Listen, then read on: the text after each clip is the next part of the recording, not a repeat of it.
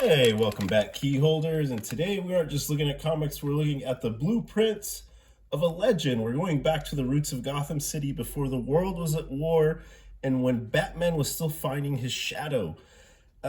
We've got some legendary Golden Age reprints and a couple modern books that captures that 1940s atmosphere. So let's get into some history.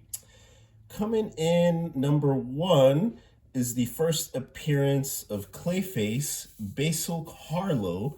This is issue number 40. I've been seeing these at my comic book shop, but I haven't really been putting a lot of effort into collecting them until now, as I'm seeing that they've been making these probably since 2022. And I realized that, these are only $7. If you go look for these online, they're going to be 500 all the way to $5,000, depending on which issue of the 1940s Detective Comics that you're looking at. So I figured for $7, why not start collecting these? I'm already behind several issues that they have already reprinted that were keys. So I'm a little late to these and just kind of found out that they're doing them. But yeah, I figured I'd go ahead and start getting them. But this is a fun issue. It's Basil Carr wasn't the shape-shifting mud monster, that we're used to now. But it's kind of the beginning and the origin, and it's a nice snapshot of the 1940s. This was originally made in 1940 and it has great color. You have the original Batman logo, and here you have the Clayface. But it's a great issue. It's a short read. You can tell they're still trying to figure out how to publish Batman and kind of create these story arcs and these new characters. And it's kind of Bruce Wayne hanging out in Hollywood and in the studios and finding out that there's a killer on these stages, on the sound stages. So Robin and Batman go on this detective case to figure out who it is, and this is kind of one of my favorite frames of the book. It's kind of a classic Batman there, kind of pondering. Probably my favorite frame of this issue. But the art is very cool. It's very colorful. It takes us back to a much simpler time. And Robin also has his fight with Clayface, and Batman is saving him. But it's pretty cool. It kind of does take you back to a different time. And also we have the first issue, number one of Batman. So this is kind of all when Batman was ramping up, and after this we have other issues. So it is a very short story. There's not like a whole lot going on in this. It's a very quick read. But it's definitely a key issue for Clayface. Highly recommend it if you're a Clayface fan and to add this to your collection. So we went ahead and picked this up and added it to the collection. So here you have it, issue number 40. And this was published, I believe, in 1940. So it was before World War II, which was pretty interesting, which is, America hasn't really fully been submerged into the war that's going on, because World War II did start. The Japan surprise attack on Pearl Harbor, December 8th, 1941. So this was, the world hadn't changed yet. We had a new superhero, and it kind of shows in the writing. So moving on to number two is the 66 reprint, which is the first appearance and kind of an origin story of Two-Face. I know in a previous video I mentioned it. I got the variant cover when this came out on the day, that Wednesday. For whatever reason, I think I had another stack and I just didn't pick up the original cover. So this time around I was like, you know what, I'm going to go ahead and get the original, because just having the variant alone, I just don't think is sufficient, at least for my collection. I'll let you decide, but these are very hard to find. There weren't very many. When I went to the comic book store, there was like 2 on the shelf. So a couple weeks later, they still had, I think, 3 of these, and this was one of the 3 that was left. So I said, you know what, we just have to pick it up. So there you have it, number 66, Meet the Two-Face. This now was 1942. So we had already entered World War II, as I had mentioned before, and at this point, yeah, you know, from 40 to 66, we've had a lot more issues come out, and Batman has become more popular. Um, so we have these new characters coming in this issue, and this is a pretty cool cover. It's, you know, and the covers are just changing, and Batman's kind of finding his form, but it's still very different to modern comics as we know them today. But what I really liked when I was reading this last night is just how good Harvey's story is. It's not Harvey Dent; it's Harvey Kent is what his name is in these early issues, and it's kind of interesting because you know, already like on the 3rd frame, he's talking about the silver dollar that he found, and how this is the main mythos that creates Two-Face and how he flips. It's a double-headed silver coin. Um, and you know, during the case, they throw acid on his face, and Batman is there testifying. So it's a very personal thing for Bruce, and that's what I've really liked about Harvey, is that he was friends and always had a was always willing to help Two-Face become a better person, and he kind of goes on a whole crime spree. And this is how he scratches the other side of the coin to decide he's going to do everything on a flip.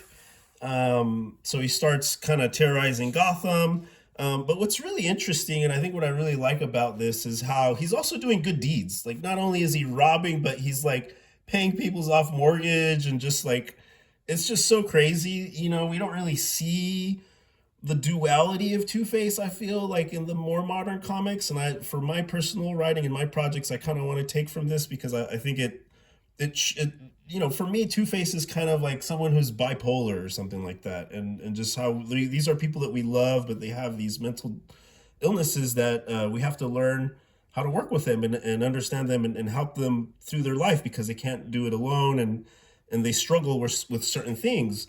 So I thought that this was just very interesting with Two-Face, how it was just personified with this character, and it goes into a chase, trying to find Two-Face, and Robin kind of saving the day with the e-brake on the bus, and then them finding a no on doing some detective work on how to find Two-Face.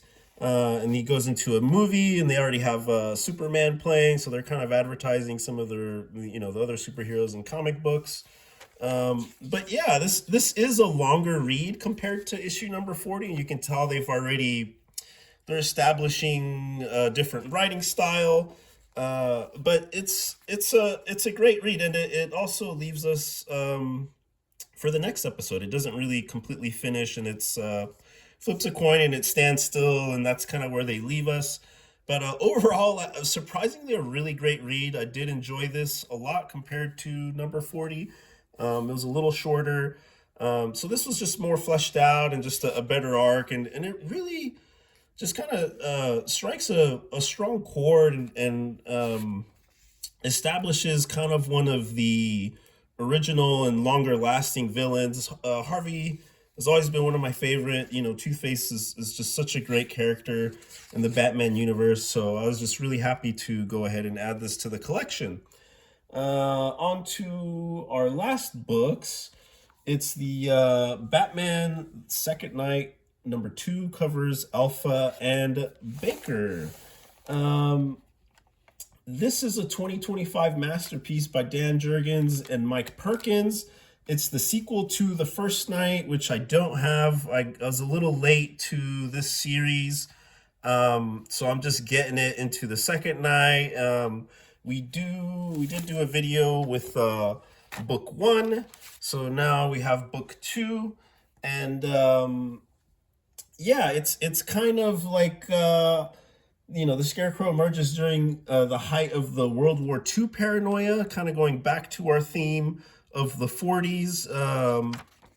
And it kind of picks off where one left off, and it's just super stylized. I mean, Dan Jurgens is known for working with Action Comics and Superman, and it kind of starts to show in this issue, because believe it or not, we have a first appearance of Superman, and he has some of the best single page drawings in this issue that are just super fantastic. He's saving Lois. If you read the previous issue, you know they kind of got poisoned by the Scarecrow and drove off a cliff because of it. But the art is just so good. The writing is great. It's these oversized books are so fun because they don't even fit on the screen. They're so big compared to your standard issues. But it's a great read.